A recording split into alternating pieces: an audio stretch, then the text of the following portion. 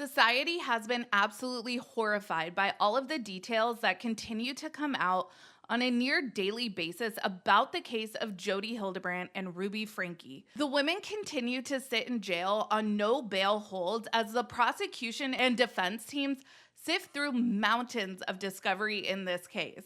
I titled my first video on the Franke Hildebrandt case, Stay Stupid, because Ruby Franke has done the absolute most to serve the prosecution all of the evidence they need and then some.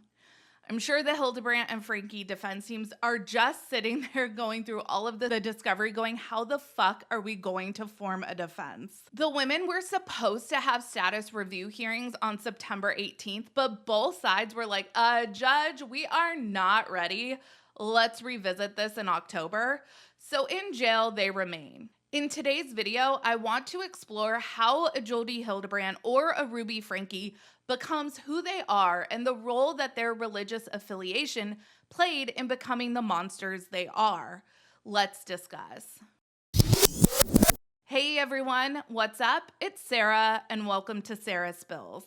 If you are following the Franke Hildebrandt case, I have to highly recommend Mormon Stories podcast, Cults to Consciousness, and Jordan and McKay as excellent resources for extremely detailed and thorough coverage. John DeLynn of Mormon Stories podcast has a master's degree in instructional technology and a PhD in clinical and counseling psychology. He is also an ex-Mormon. He just did a very comprehensive podcast episode where he details how Ruby Franke and Jodi Hildebrandt's religious beliefs and affiliation with the Mormon Church played into the crimes that they are accused of committing. In this video, we are going to be taking a look at some Mormon doctrine it seems Jodi Hildebrandt especially perverted in order to execute unimaginable acts of cruelty upon people. I am not here to make an indictment on Mormonism as a whole. I am not here to attack anyone's belief systems. That is truly not my intention. With that being said, it does seem like the Mormon Church as an institution enabled and protected Jodi Hildebrandt, and we are going to be talking about that. I identify as a Christian, and my faith is very important to me. I was baptized Catholic, and I have many Catholic family members. I see a lot of similarities here with what we are about to talk about and the scandal of sexual abuse with several Catholic priests. Being disgusted and critical of how the Catholic Church protected these priests, moved them to different parishes, and used tithing money to defend and settle lawsuits should rightfully disgust even the most devout Catholics. That is not an indictment of Catholicism as a whole or of Catholic priests. But when you see wrongdoing, it's important to call it out, especially when it's occurring in places like religious organizations where people expect to be able to let their guard down and be vulnerable. Extremism of any belief system can be dangerous. We've seen before the devastating consequences of when religious extremism combines with severe mental illness in the cases of Andrea Yates and Lori Vallow. Ruby Franke's neighbors have been quoted as saying that they are glad this case didn't end up with body bags being brought out of the family home because that is the direction they felt this situation was going in if it had gone on much longer. Let's take a look at the Mormon Church doctrine that Dr. John DeLynn compiled that really lays the foundation for this case.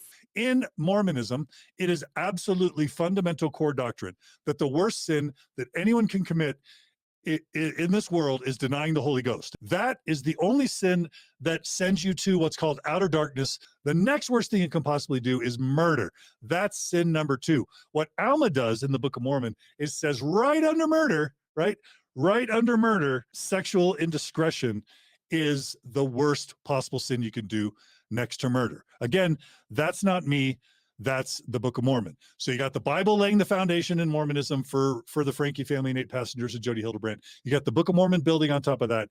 And the last element that you need to create the soup or the milieu or the soil that all of this springs out of, you need modern day Mormon prophets, seers, and revelators. The first one that I'm going to read is Heber J. Grant, the 7th Mormon prophet that lived in the mid-20th century. So Heber J. Grant lived in the mid-20th century. And this is his quote.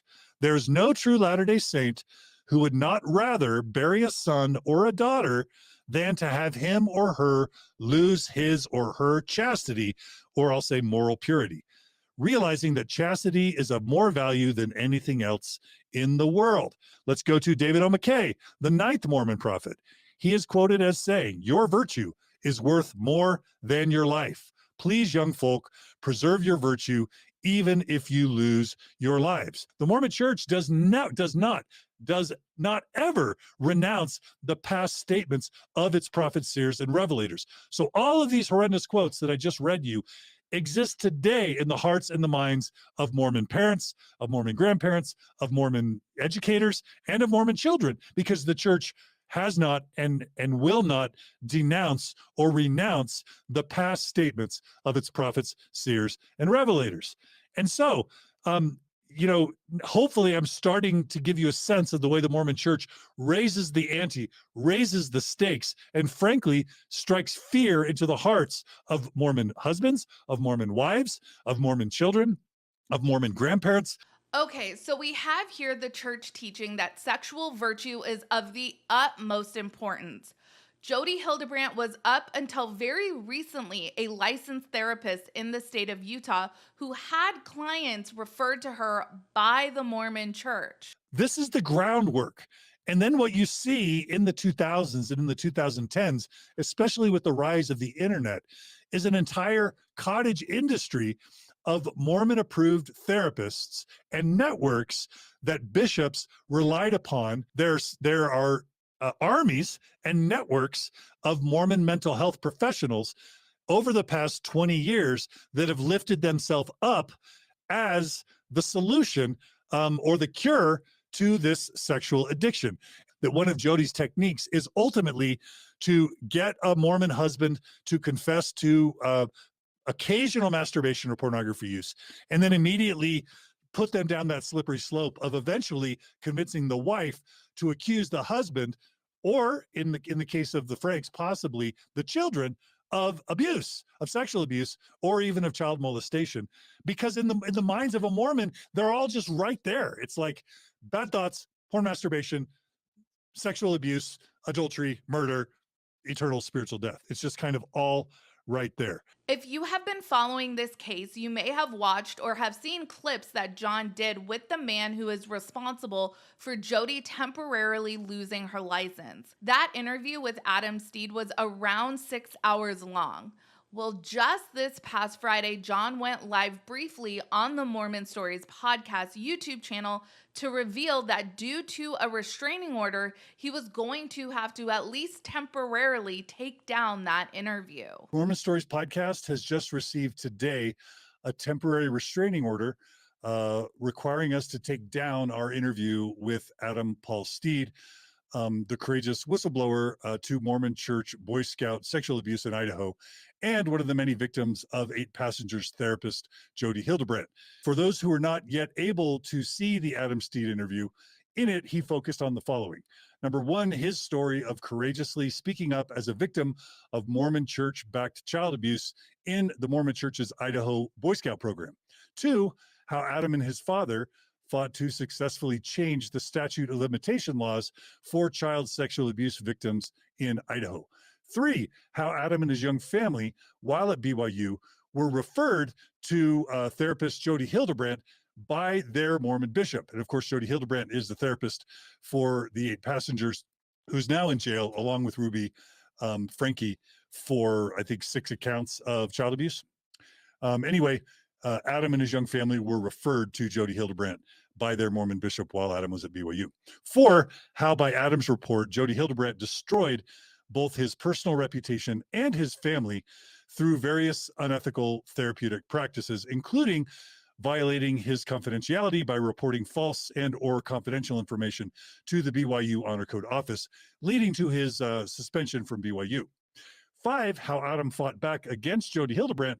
And finally, 6, Adam's firm belief that the Mormon Church intentionally weaponized Jodi Hildebrandt and her tactics to destroy both Adam's life and his family, in part as a retaliation for Adam's advocacy against Mormon Church Boy Scout abuse in Idaho as a whistleblower. Ruby Franke became a very successful family vlogger, showcasing her 6 children as well as her husband Kevin on their YouTube channel 8 Passengers. She sparked a lot of controversy and concern with her strict parenting style, leading some viewers to report her for suspected child abuse. Sometime around 2020, Ruby and Kevin started going to Jodi Hildebrandt for marriage counseling. And this is when this perfect storm partnership of evil started. Ruby already had this predilection for overly strict and punitive parenting. And then she meets Jodi, who has distorted and perverted Mormon doctrine to strike fear into her patients and wield ultimate control over their lives. A lot of people have been rightfully wondering, what has Kevin Franke's role been in all of this? How could one voluntarily separate from his children for over a year? How could he really have no idea what was going on in Jodi's home? Well, here, John DeLynn sheds light on just how sinister Jodi was and the methods she used to isolate couples to serve whatever therapeutic methods she deemed necessary. And what you have to understand, what was going on within that family most likely is what Jodi Hildebrandt's modus operandi was, which is the couple comes to Jodi as a couple needing marriage therapy or counseling, usually referred by their Mormon bishop, often paid for by the Mormon bishop. So they come to Jodi, and Jodi would begin individually counseling the husband or the wife or the couple or the kids, and tease out of them that they are in effect sexual deviants, that they are in distortion, that they're not living in their truth, and that they're committing, by the Mormon Church's teachings, sins next to murder. And what Jodi Hildebrandt would do is she would extort or blackmail her patients, make them pay upwards of $2,000, $3,000, $4,000 a month. And if they couldn't come up with the $2,000 or $3,000 or $4,000 a month, they were to pressure their own parents or the grandparents to use their retirement to help finance the therapy that Jodi would require. And the entire purposes in these connections, therapy, and group sessions were to slowly shame, usually the husband or the teenager, into feeling like they're a horrible, awful, terrible, murderous person, and then to convince usually the mom or the mother or the wife to slowly punish and alienate usually the husband for their sin. And if they relapsed, they were to get increasing levels of punishment. These 2 women were supported and enabled, and in Jodi's case, even funded by the Mormon Church to make others suffer. Court documents say Jodi and Ruby's status review hearing will be rescheduled at the convenience of the court on a date after October 5th, 2023. I will continue to update you on developments in this case. Make sure to check out and subscribe to Mormon Stories podcast, because I think that they are doing a great job covering this case. Give this video a like and subscribe to this channel. Follow me on Instagram, Threads, and Twitter at Reality Squad, and I will catch you guys in the next video. Take care. Have a good one. Much love.